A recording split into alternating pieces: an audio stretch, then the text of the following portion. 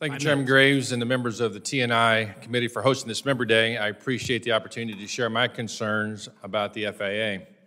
I've been flying for 42 years with thousands of hours of experience in the air and several licenses, certificates, and ratings.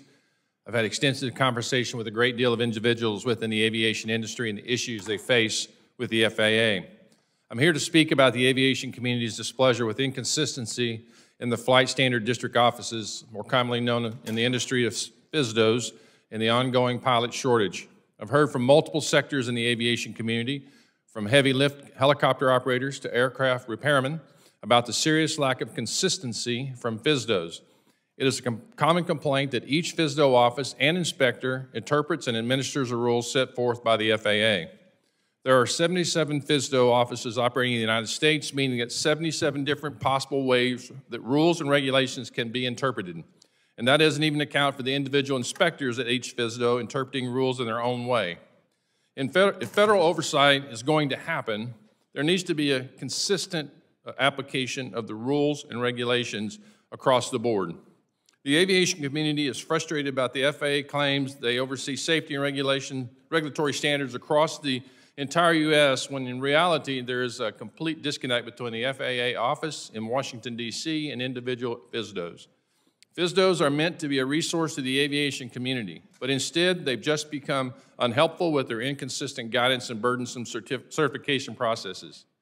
This is not a new issue. Those in the aviation industry have been asking Congress to look into the FSDO inconsistencies since the early 2000s. It is time we get to the root of the issue and demand the FAA finally take control and create consistency within their FSDOs.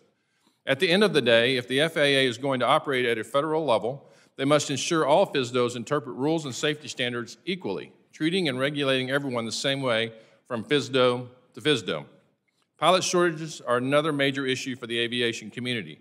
We've seen how the pilot shortage has wreaked havoc in the commercial air industry with an unprecedented amount of flight delays and cancellations.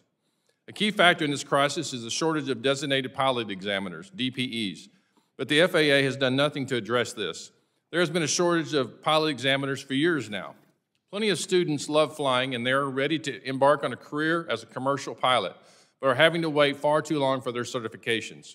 To make matters worse, student pilots cannot work towards other certifications while they're waiting. For example, a student pilot can't get paid for their flying hours until their private pilot license, making it financially difficult for most to work towards getting their commercial license. Another issue that was brought to my attention just last night from a constituent are the delays in medical clearances.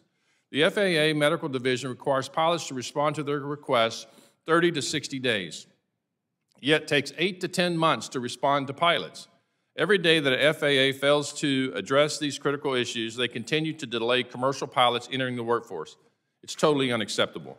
Before I go, I want to remind everyone that the FAA's stated mission is, and this is a direct quote, to, quote, provide the safest, most efficient aerospace industry in the world and satisfy the needs of aviation interests of the United States, end quote.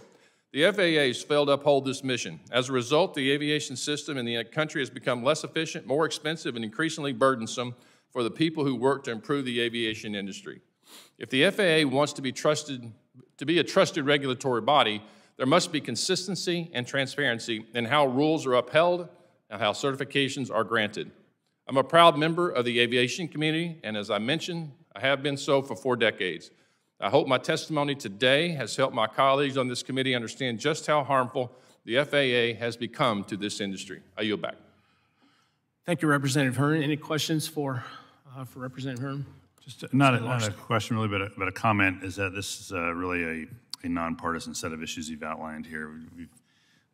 You've outlined the issues. We've been trying to deal with these issues for some time with the FAA, and I really appreciate you bringing these up. And hopefully we'll have an opportunity in the FAA bill to push the FAA in the right direction on this and many other issues that we're dealing with the FAA. So thanks for bringing that up. May I respond for 1 sec? There are so few pilots or people that are involved in the aviation industry. My colleague next to me has been a pilot for a number of years. I think it's important, and I really appreciate this opportunity to actually hear from people who are members of Congress who actually have been flying, because we get a different conversation back home with our constituents. And I meant completely to imply that we do a bipartisan solution because it has been restricted to the aviation industry. And I know I've talked to the chairman about this This is something we need to get after for safety and for the future of commercial air service in this country. I yield back. Thank you so much for allowing Yeah, I me. just know as a father of a son who's planning to fly in the Navy and he's delaying his entry until the pipeline for training is shorter than 9 months. I understand exactly what the shortage of examiners and trainers means, and that just translates on the commercial side as well. Thank you.